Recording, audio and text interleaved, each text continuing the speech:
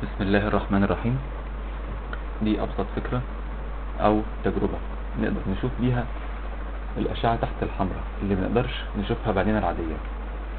كل اللي احنا محتاجينه ريموت كنترول عادي بتاع جهاز تلفزيون أو ريسيفر،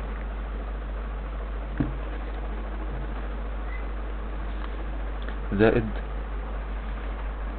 MP4 أو موبايل كاميرا.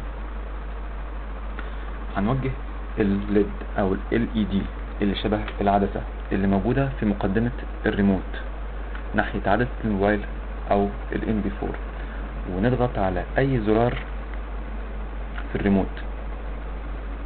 هنلاقي LED نورت نور أبيض بوميض ما نقدرش نشوفه بعيننا العادية.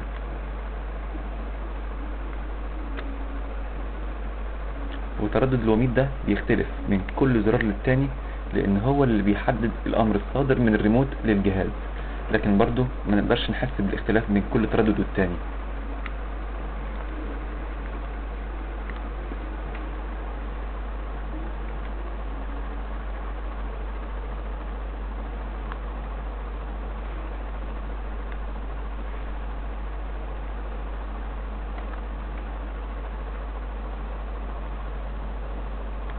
شكرا.